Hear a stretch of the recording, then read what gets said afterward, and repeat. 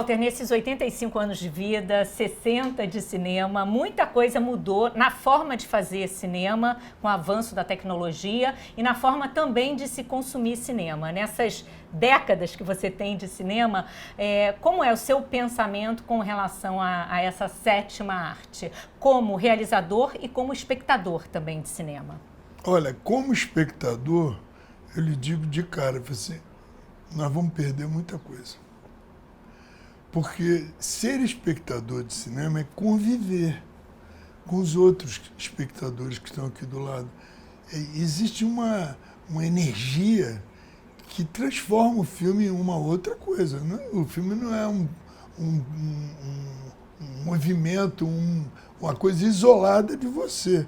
Ele pertence a todos e a gente se comunica. O filme muda dentro de cada um de nós, né?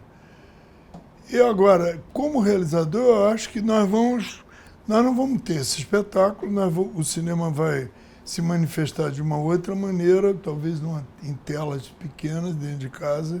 Agora, tem coisas extraordinárias, por exemplo, de alguma forma, a gente vai ter um instrumental muito mais sensível para captar coisas até sem luz, né? Como já está acontecendo, né? O grande dano é o rompimento desse elo, sabe, de energia. Essa sintonia milagrosa que o cinema propicia para a gente. Essa possibilidade da experiência coletiva, né? Exatamente, isso aí é único. De qualquer forma, a imagem, ela é tão exata, ela te diz tanto, né? Que você não tem dúvida a respeito dela, né? Ela é aquilo que ela é, né? E isso faz com que eu compreenda a minha maneira, você compreenda a sua maneira. É uma coisa muito rica. Eu não sei se a gente vai encontrar um sucedâneo disso. Não sei.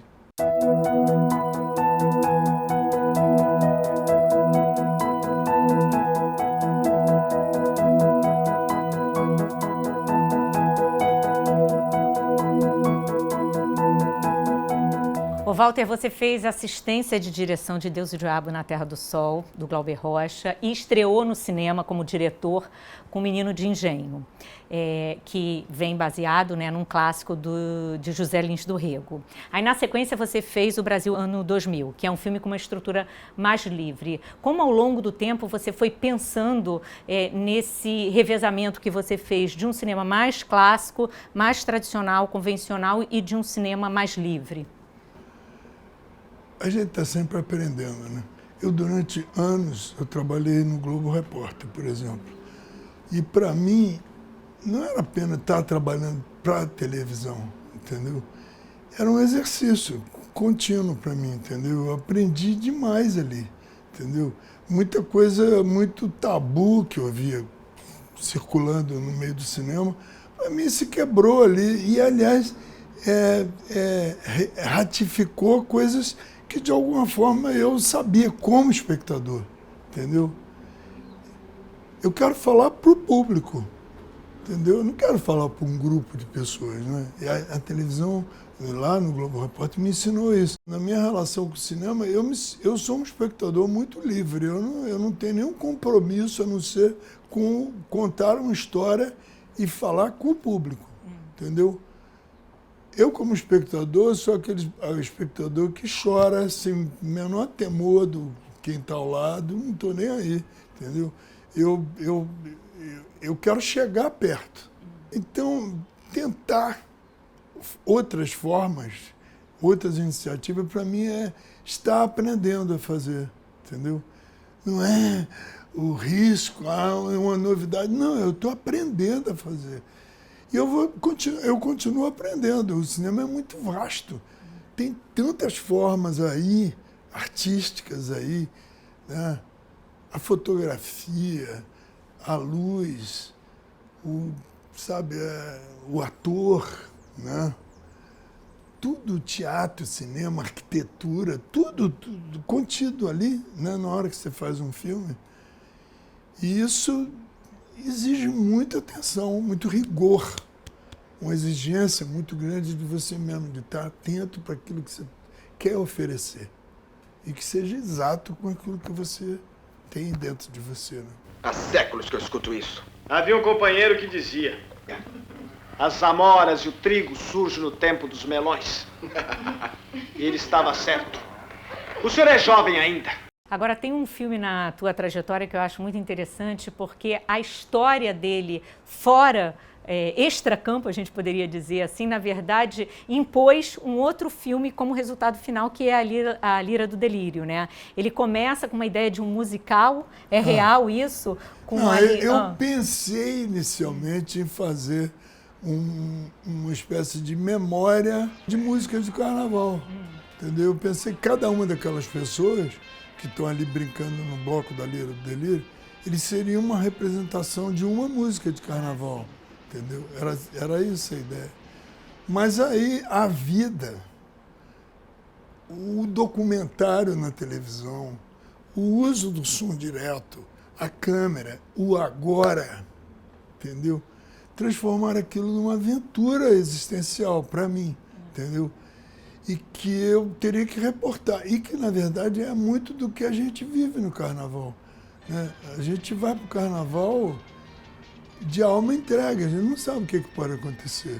Né? A gente vai disponível para o que der e vier. Né?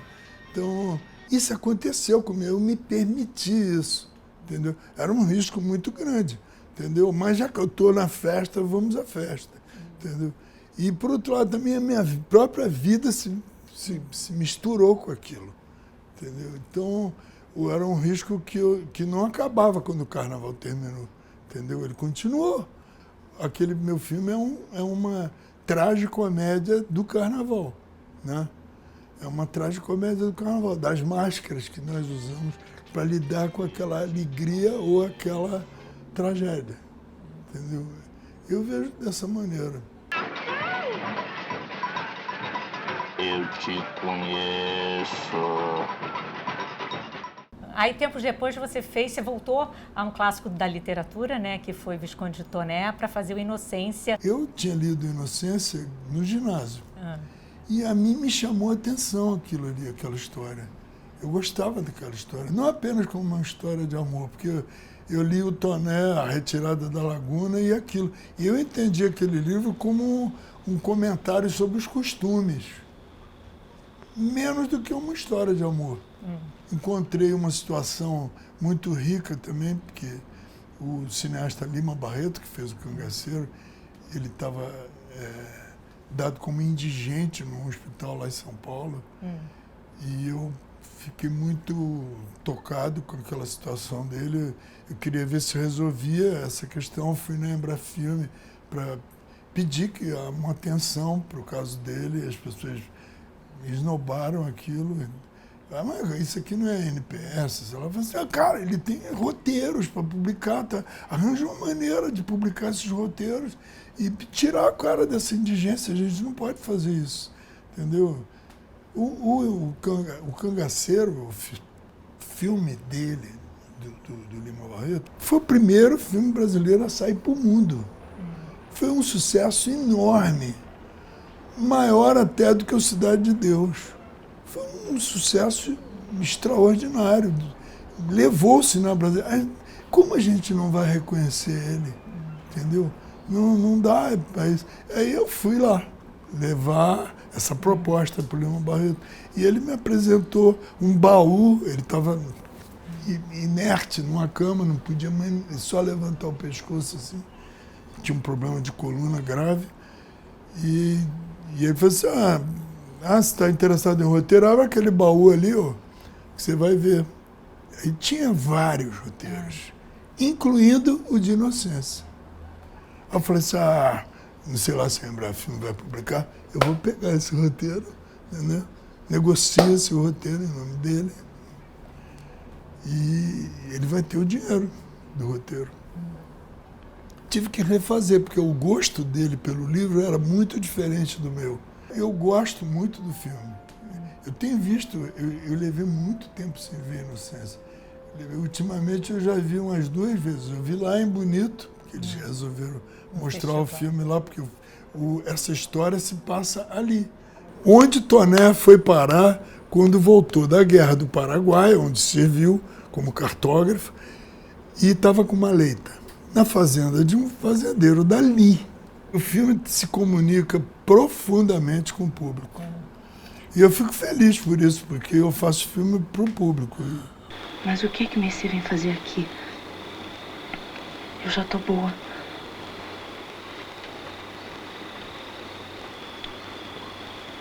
Porque eu amo. Amo.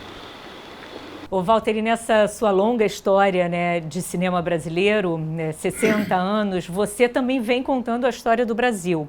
E tem um filme que é muito importante na sua trajetória, porque mais do que um filme também que chegou em muitos lugares, agradou público e crítica, ele fala muito do cinema brasileiro como política, que foi A Ostra e o Vento, no sentido que é um filme de 1997, é um filme que vem logo depois de um momento muito duro do cinema brasileiro, né?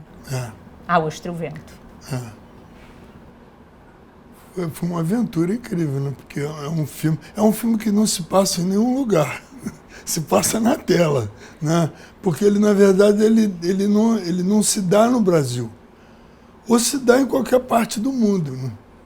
Ele é um filme sobre isso, sobre personagens. Então eu acho que é um filme que tem essa universalidade, entendeu? Ele bate lá, apesar dele ter sido feito num momento logo pós-ditadura, não imediatamente, que ele foi feito na década de 90. Não, né? na verdade teve a ditadura militar, você realizou filmes durante a ditadura militar, depois teve o período ali dos anos 90 que o Collor acabou com a Embrafilme, e depois vem o que a gente chama de retomada do cinema brasileiro, e A Ostra e o Vento se tornou um dos filmes mais importantes da retomada do cinema brasileiro. Eu gosto do filme, acho que o filme ele tem um sopro assim, de liberdade, né? O tempo inteiro está se falando de liberdade. Saulo, para!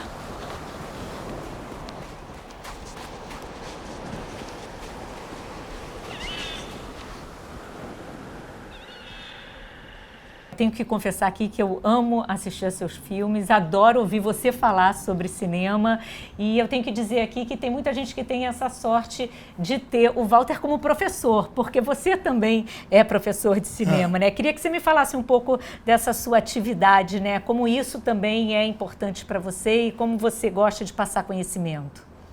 Eu acho que ser professor é uma descoberta na minha vida, meio tardia. Mas ela se confunde também com esse ânimo de querer falar para as pessoas, entendeu? Porque a gente aprende muito, né? Eu aprendo demais com os alunos. O último longa-metragem que você fez foi o Através da Sombra, Foi. né? Que é também adaptado de uma história do Henry James, que é A Volta no Parafuso. E aí eu queria saber os projetos para frente. Tem projetos de longa-metragem? Tem, não é de literatura não, um roteiro original. E o que é? O que você pode adiantar para a gente? É um filme sobre a invenção da notícia, entendeu? Fake news, fake, entendeu? Mas uma o ficção? Falso, é uma ficção. Chama O Mão Branca. E é sobre uma figura que existiu no jornalismo durante os anos da ditadura, que foi inventado um personagem de jornal, né? O Mão Branca. E esse personagem animava histórias vindas dos arquivos de fotografia dos jornais, entendeu? Falta do que fazer, começaram a inventar a história de um suposto criminoso chamado Mão Branca, animando aquelas fotografias de vítimas que tem lá no arquivo, né? Só que o Mão Branca aparece a um determinado momento, ele existe. É um cara que se apropria daquilo, entendeu? E por outro lado, a gente convive nesse momento com essa irrealidade que permeia a notícia, né? A verdade. Uma mas que comicidade. seja bem irônico, entendeu? Com isso, porque é uma coisa muito irônica, a gente viver na verdade como se fosse uma mentira e uma mentira como se fosse uma verdade, né? Ô Walter, já que a gente está falando aqui de 85 anos de vida, 60 anos de cinema, fazendo cinema, porque a sua relação com o cinema é muito anterior. Eu já li você, enfim, entrevistas que você contava que ia muito garota ao cinema e você tinha uma coisa de anotar os melhores filmes, fazia anotações e tal, depois premiava, inclusive, no final do ano. Não à toa, você também virou um crítico de cinema logo depois e foi um frequentador, também teve toda essa sua história forjada também nos cineclubes. Total. Eu vi muito filme. Minha escola básica foi sala de cinema, Poeiras da vida, entendeu? Matinês. Era uma sala de aula para mim. Entendeu? Ironicamente, a gente começou a entrevista falando, né, da nova forma de consumir cinema. Pois é, eu acho que é uma pena que o espectador de hoje, ele se feche tanto dentro de si mesmo, entendeu? Porque o cinema, ele abre portas. Calcula eu morando lá, nascido lá em Niterói, de uma família nordestina, entendeu? Que vai ao cinema e começa a ver outros lugares, outras pessoas, outras línguas, outras coisas. Isso é um mundo que se abre. Eu sempre julgo o filme que eu gosto pelo filme que eu entro. Se eu entro... que te desloca da realidade, né? Total, não é alienação, não. Eu me desloco mesmo, entro no filme, entendeu? E se eu virei a esquina já nem me lembro do filme, então não é. A vida é assim, né? Passa rápido. Por isso é bom aproveitar enquanto duro. Enquanto eu duro. Ô Walter, o que é o cinema na sua vida? Para mim é tão ligado à minha vida é tão misturada, entregue ao cinema, entendeu? Que eu misturo as coisas, entendeu? Para mim, o tempo que eu resolvo as coisas, para mim, o que eu percebo as coisas, já está infestado de observações que vêm do próprio cinema, né? Mesma coisa que, por exemplo, você é um leitor voraz. Então, você absorve e compreende as pessoas pelos personagens que você leu, né? As figuras que te alertaram para compreender a psicologia do outro, né? O cinema, de alguma forma, acelerou isso, porque o cinema, mais do que um livro, ele, em 2 horas, ele te dá um recado. E se o cara que está lá souber te dizer, entendeu? Porque tem isso, né? Então, ser esse intermediário entre aquilo que está escrito e aquilo que vai ser passado como uma vivência para o outro, é um privilégio, entendeu? É um privilégio. Eu acho que o risco que você corre é se você acreditar que aquilo é só tudo na vida. Não é. O cinema não é tudo, né? A vida é muito mais poderosa que o cinema. Verdade. Né? Muito mais. Muito bom, Walter. Adorei conversar com você mais uma vez, mais uma conversa. Muito obrigada. Que Parabéns, sagitariano como eu. Pois é. Você vai 3 dias antes. É isso. Obrigada, Walter. Pô, obrigado a você.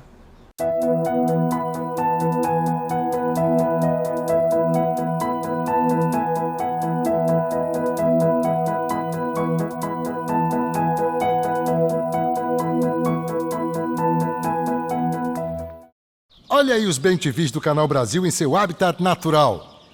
Peraí, o narrador chamou a gente de bem-te-vi? Tô ligado, é porque os humanos acham que o som que a gente faz é bem-te-vi. Isso não faz o menor sentido. Eles não sabem que o que a gente fala é... Imagina o dia que eles descobrirem que a gente tá o tempo todo falando...